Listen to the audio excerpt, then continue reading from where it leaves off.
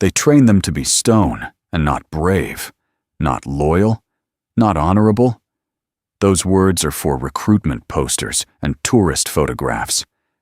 No, and I guess, they train them to be stone, to hold the jaw, to keep the eyes forward, to let the world detonate around them and not so much as blink. I have to be fair, stood in palace corridors for 11 years. I have watched, in my opinion, guards who didn't flinch at a foreign dignitary's screaming tantrum, at a fire alarm at 3 a.m., at a drunk earl trying to relieve himself on a ceremonial urn. I have watched them hold the line through things that would make most men fold like wet paper. I'd never watched one of them say no, not to a senior officer, not to a palace secretary, plus certainly not to a member of the royal family. You know, and yet, the morning it happened, the morning Guard Corporal Daniel Ashworth stood in the corridor outside the East drawing room and refused a direct instruction from Queen Camilla herself. I was 17 paces away, logging patrol rotations in my notebook, cap tucked under my arm, thinking about absolutely nothing important. I heard her voice first, that particular register she uses when something displeases her, not loud, never loud. The royal family doesn't do loud, but lowered, the way a temperature drops before a storm.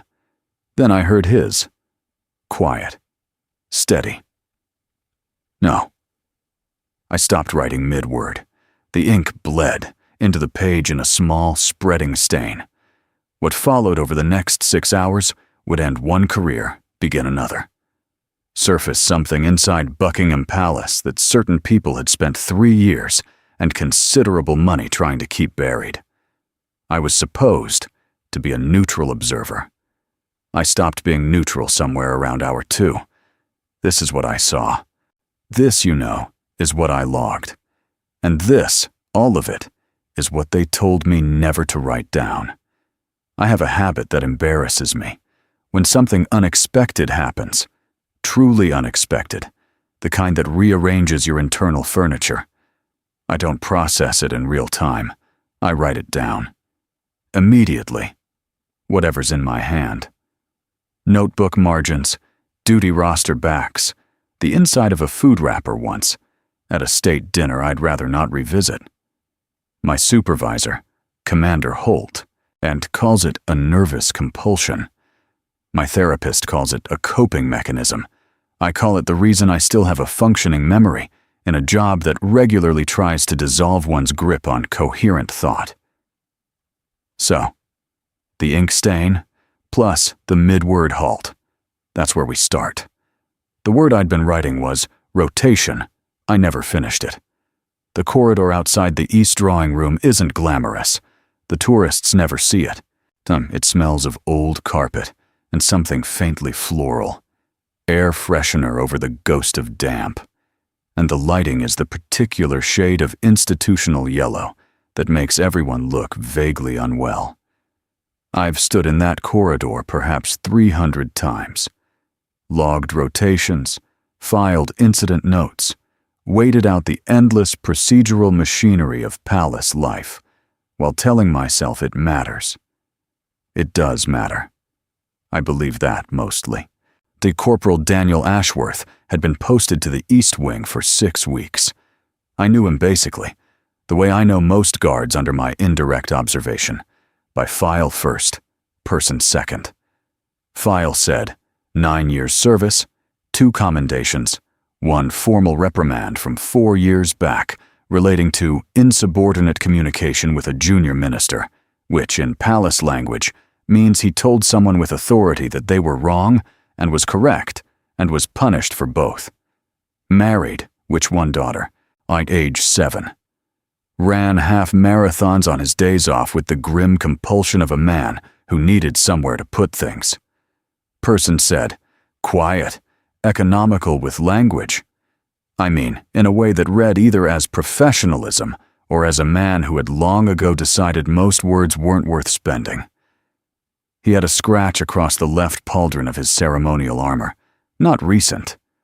An old one, worn silver at the edges, that he'd never had buffed out. I'd noticed it on his first day and made a small note. Don't habit.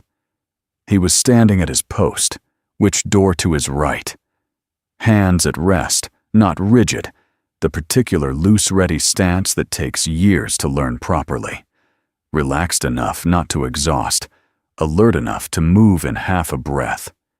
Queen Camilla came from the staircase end of the corridor. Not a formal procession. No advance team, no aide. Just her personal secretary, a compact, a fast-moving woman named Greaves, who always looked like she was suppressing a migraine. And the particular energy that senior royals carry, the atmospheric pressure shift of someone who exists inside a very specific kind of power. I registered her before she registered me. I do this by reflex, always. I pressed myself slightly toward the wall, notebook closed against my chest, and became as close to architectural as 11 years of practice allows. She stopped at the east drawing room door, said something to Greaves. Greaves consulted a tablet. There was a brief exchange I couldn't fully hear, something about a meeting, a name, a time that apparently wasn't aligning with the schedule Greaves was holding. Then Queen Camilla turned to Ashworth. Plus, Corporal, I need access to the east drawing room. I understand it's been secured pending this afternoon's delegation walk-through. I need you to unlock it. Clear. Not unkind. The tone of someone stating something that's obvious and barely requires the stating. You know, Ashworth looked at her. And here's the thing about a guard in full composure. The face doesn't thing. The face is the whole point. 9 years, you know, had made his face extremely, precisely nothing. But I was 17 paces away, and I was watching. Really watching. The way you watch when your pen has already stopped moving, and your body has already understood that something is different. And I saw it. The decision passing through him. Not conflict. Conflict is messy, visible. Plus, this was quieter. The way I think, a door closes in a house where all the windows are shut. Almost no sound. But you feel the air change. I can't do that, Your Majesty. Greaves looked up from her tablet. I mean, stopped breathing. I beg your pardon? The Queen's voice didn't rise. It did what I described. It lowered. The barometric pressure drop. The particular register of someone who believes they've misheard because the alternative is inconvenient. The room was secured under Commander Holt's direct protocol at 0900 this morning, Ashworth said. Override requires his clearance, or Deputy Commissioner Farrell. I don't have the authority to unlock it without one of those. And I won't do it without one of those. A sentence, then another, which then nothing. He wasn't elaborating. He wasn't apologizing his way toward compliance. He was simply done. Finished. Plus, standing there in the institutional yellow light with the silver-scratched pauldron and the half-marathon legs, and whatever it's that 9 years and one formal reprimand builds in a man. Corporal, Greaves said, and her voice had the clipped precision of someone who handles situations like a pharmacist handles medications, measured, efficient, allergic to waste. The Queen's presence supersedes a standard protocol. Lock. It doesn't supersede Commander Holt's direct protocol, Ashworth said, not without a counter-authorization logged in writing. I wrote that down. I don't know when I'd opened the notebook again. The Queen studied him. I've seen that look applied to heads of state, to prime ministers, and to a particularly recalcitrant horse at a Windsor event. Once. It isn't contemptuous. Contempt would be too hot. It is assessing. Plus, she was reading him the way you read a map when the terrain you've arrived at doesn't match what you were expecting. Why, you know, she said. Has Holt locked the east drawing room? I don't have that information, Your Majesty. Who does? Ashworth's eyes moved, the smallest degree, corridor end to corridor end, at the involuntary geometry of a man checking something he hadn't meant to check. He caught himself and locked back down. "You'd want to ask Commander Holt directly," he said. That was the moment. I felt it pass through the corridor like a change in air pressure. Not the refusal. The refusal had been remarkable enough. Stone training, and 9 years and all. It was the flinch he'd suppressed, the check of the corridor. The information he'd just confirmed existed by refusing to provide it. The Queen looked at Greaves.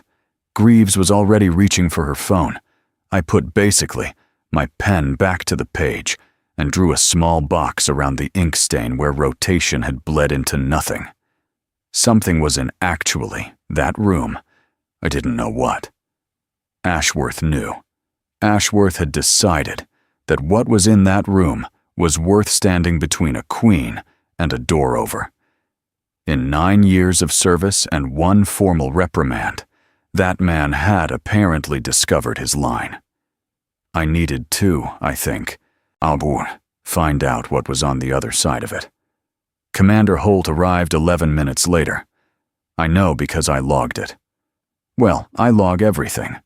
Plus, it is my compulsion and my alibi, and the reason I have never once, in 11 years, had a superior officer successfully rewrite what I witnessed into something more convenient. Paper is stubborn in ways that memory isn't. I am, in my opinion, grateful for its stubbornness every day.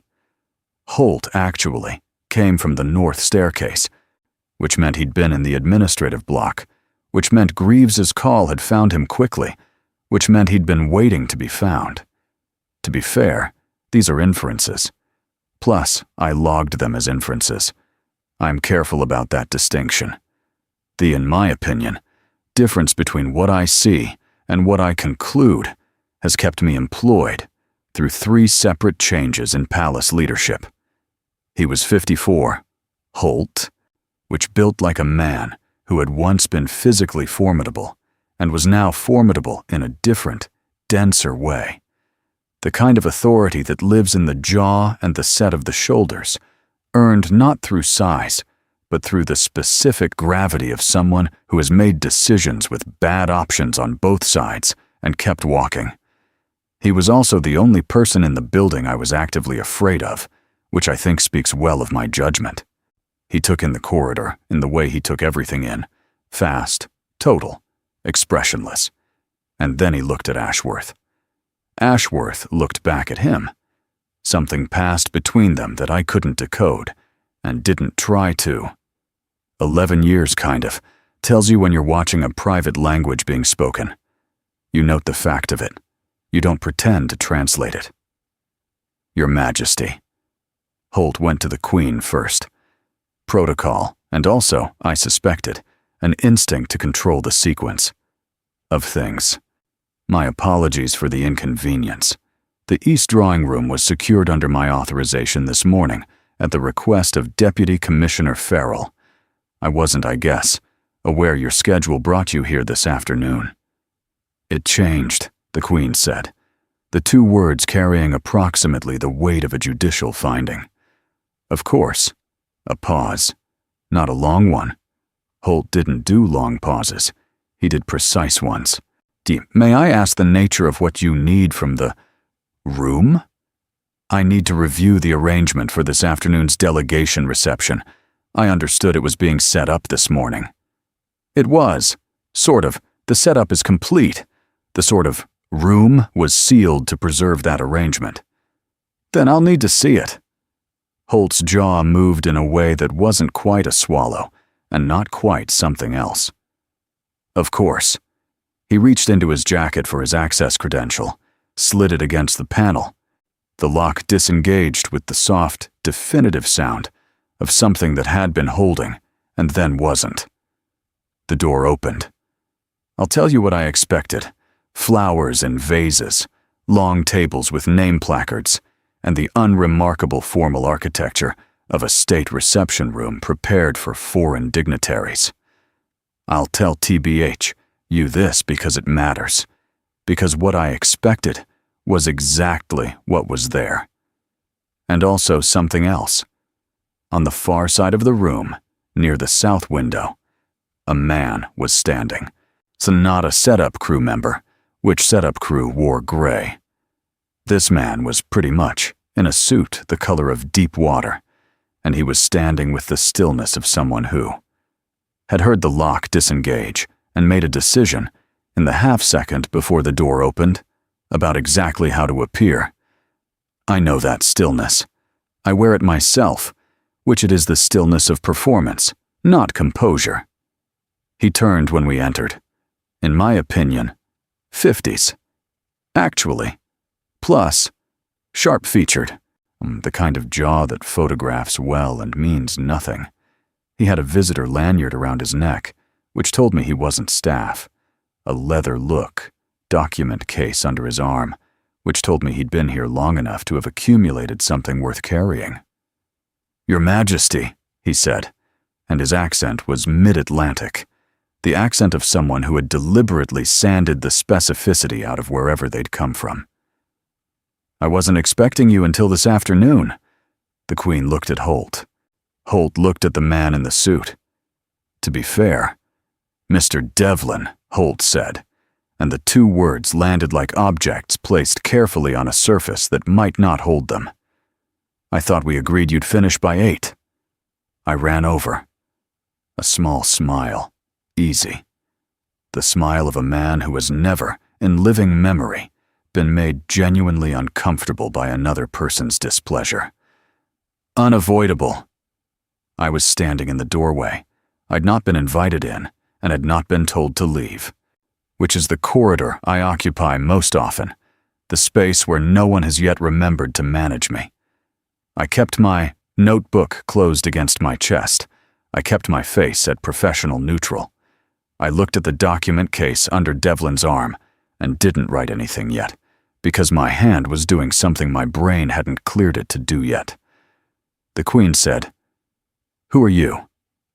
Not rudely, not with suspicion for what it's worth, not overtly, not in a way that could be quoted later, with the particular precision of someone who knows the answer and wants to watch how the question is answered. "Advisory consultation," Devlin said, ahead of this afternoon's reception, purely logistical. "For honestly, which department? The Foreign Office, ultimately." Ultimately. A word that carries a great deal of distance between the fact and the speaker. Greaves had her tablet up, which I could see her navigating something. A personnel registry, visitor clearance logs, the particular deep bureaucratic sediment that every palace visit generates. Her face didn't change, but her thumb moved faster. Ashworth had come into the doorway behind me. He stood, one step back, at the threshold, precisely where his authorization allowed him to stand. His eyes were on the document case, not on Devlin's face, and the case. I looked at the case. Plus, dark well, leather, steel clasp, the logo of a solicitor's firm embossed at the bottom corner. I was too far to read it clearly, which I noted, which was already more than I was supposed to be noting. "Corporal Ashworth," Holt said without looking away from Devlin. "Sir." "You secured this room at 9 this morning." "Yes, sir." "At whose instruction?" "Yours, sir." "Countersigned by Deputy Commissioner Farrell. I'd logged at 0852. A beat. Was anyone else present when you logged it?" Ashworth didn't answer immediately, not because he didn't know. I watched him decide how much to give. "Sergeant Okafor witnessed the lock," he said. "She'll have her own record." Holt nodded once, and I felt the shape of what was happening shift slightly, the way a building settles, almost inaudible, the groan of something finding a new alignment. Devlin said nothing. He looked comfortable. A men like Devlin always look comfortable. It is a skill, not a state, which the Queen was looking at the room, really looking, the way she'd looked at Ashworth in the corridor, the assessing gaze that doesn't perform itself. She walked to the long table, glanced at the name placards, ran one finger along the edge of the arrangement, as though checking its temperature. Stopped at a placard near the table's head. Read it. Her finger lifted. She said nothing. She looked at Devlin once more. And the look was brief and total, and I'd have given 3 months' salary to know what she'd seen on that placard. Then she looked at Greaves, who nodded once, whose thumb was no longer moving. "Thank you, Commander," the Queen said. "I've seen what I needed." She walked out. Greaves, I guess, followed, already on her phone. I stepped back. Ashworth stepped back. Plus, the door, to be fair, I'd stayed open behind us, and Holt stayed inside, and Devlin stood with the document case, and the easy smile and the carefully sanded accent, and the room settled around them like water, finding a drain. In the corridor, Ashworth stopped beside me. We stood for a moment that was technically accidental and practically deliberate. "The placard," I said very quietly. Not a question. A space I was offering him. He looked straight ahead. "You'll have it in your log," he said. "Like, whatever name's on it. Well, you'll have it." I looked down at my notebook. I'd written the solicitor's firm logo, the partial letters I'd managed to read from the doorway, the shape of the embossed mark. It was enough of a beginning. By 4 that afternoon, Daniel Ashworth had been reassigned. Not dismissed, not reprimanded. Reassigned with the particular administrative delicacy that Palace HR applies to situations they want resolved without the texture of resolution. His new post was the North Gate ceremonial rotation, which is exactly as far from the East Wing as you can get, while remaining technically inside the same institution. They didn't even tell him in person, which a message, through his supervisor, while he was still on duty. I know this because Sergeant Okafor told me, in the break room, over a cup of tea she made with the mechanical focus of someone who needed something to do with her hands. She was 41, Okafor. For what it's worth, 12 years. The look, kind of competence that doesn't advertise itself. It simply persists, quietly, through all the weather. She'd witnessed the lock that morning, and she had her own log. She held her, mug in both hands, and said it without expression. "They've moved him to North Gate." Then she took a sip. Then she said, "His log entry for this morning will have been duplicated to Central. Registry automatically. Standard protocol." She wasn't telling me this. Plus, she was, I think, telling the room. She was looking at the wall. I just happened to be in the way. I wrote it down. The delegation reception at 4:30 proceeded without incident that I was positioned to observe directly. I was in the administrative block for a scheduling review that had been added to my afternoon, with the particular last-minute energy of something that wanted me elsewhere. I noted the timing, which I logged it as a note. I don't conclude from notes. I annotate them and let them sit until other notes catch up. Deputy Commissioner Farrell came to see me at 17 minutes past 5. He didn't knock. My office has a door with a small glass panel, and he appeared in it. And then the door opened, and there he was. He was the kind of man whose body language arrived slightly before he did. A preparatory energy. The sense of a decision already made that he was walking toward the execution of. Silver-haired, a handsome in the way that senior administrators become handsome, through authority and grooming and the specific confidence of someone who hasn't, in recent memory, been told they were wrong. He sat down in the chair across from my desk without being invited. "TBH, busy afternoon," he said. "Somewhat," I said. "I understand you were in the East Wing this morning. Logging patrol rotations, standard audit cycle." He nodded slowly, and the nod of a man who isn't agreeing with something, but is choosing not to contradict it yet. "Commander Holt mentioned you were present when Her Majesty accessed the East drawing room. I was in the corridor, yes. And you'd have logged that. I log everything. It's the job." He looked at my notebook on the desk, the way a man looks at an object he's decided not to reach for, because reaching for it would be a statement he's not ready to make publicly. Mr. Devlin, he said, is a consultant engaged under a Foreign Office framework that operates outside standard visitor registration. His presence this morning was properly cleared at a level above Palace Security Administration. A pause. Above my level, to be direct. I waited. The nature of his consultation is sensitive. The document case you may haven't iced contains preparatory materials related to an ongoing diplomatic channel that we're asked to treat as entirely outside the scope of routine observation or logging. There it was. Not a threat. Never a threat. That's the amateur approach. This was an invitation to understand. A hand extended toward me, open-palmed, offering the easier version of the next several years of my career. You are a reasonable person. Plus, you understand how institutions work.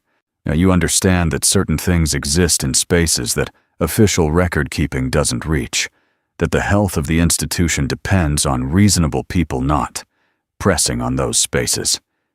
He wasn't wrong that I understood this. He was making an error about what I'd do with the understanding. Of course, I said. I'll make sure my log reflects the scope of what was within my direct purview to record. He looked at me. I looked back at him with the face I have spent 11 years building. The face that gives nothing, that reads as cooperative and is as penetrable as a brick wall with pleasant paint. Good, he said. Plus, he stood. Ashworth's been actually moved to North Gate. I basically imagine you'll update your observation schedule accordingly. I update it every week. He left. I sat for a moment looking at the closed door, and then I opened my notebook to a fresh page and wrote, from memory, everything Farrell had just said. Verbatim, as close as I could get. I have a reasonable memory for speech when I'm paying attention, and I'd been paying very close attention. Then I turned back 4 pages to the partial letters I'd managed to read from the solicitor's firm embossed on Devlin's document case. I'd spent 40 minutes between my reassigned scheduling review and Farrell's arrival cross-referencing the fragments against the Law Society's registered firm directory. I mean, there are 3 possibilities. For what it's worth, 2 London. One with a registered client portfolio that included, among a long list of corporate and private individuals, 3 names connected to a specific land rights dispute currently under appeal in the Court of Session in Edinburgh. You know, land rights dispute that involved, at its periphery, several properties under historic royal estate review. I sat with that for a moment. The placard the Queen had stopped at, the one she'd read and then said nothing.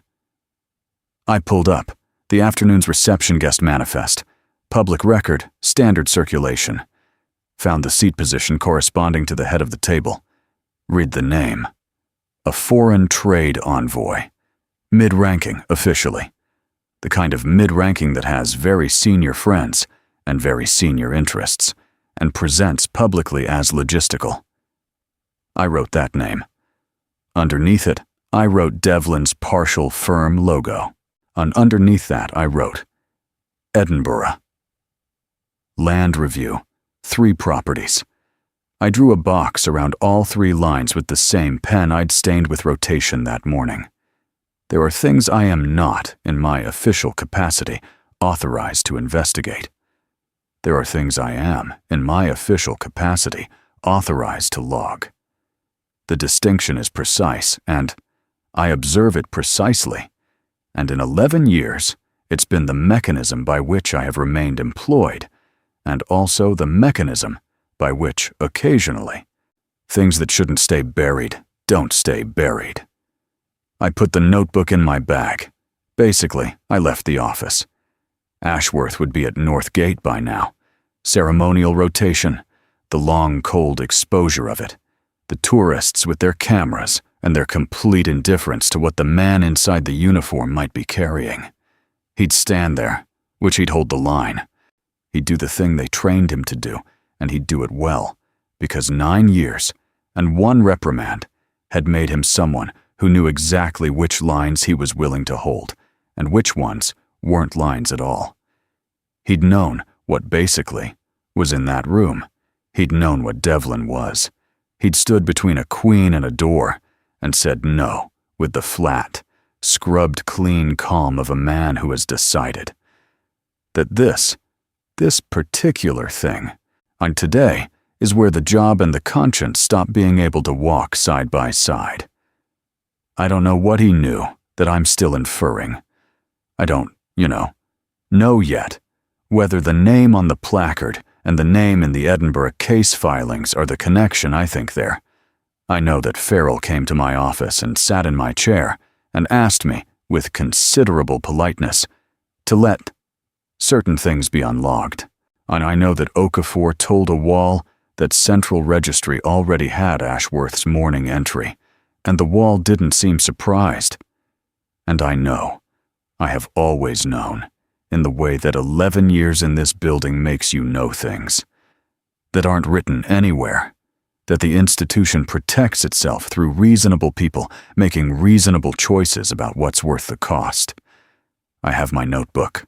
I have the box around 3 lines of inference, and I haven't yet decided what a reasonable person does next.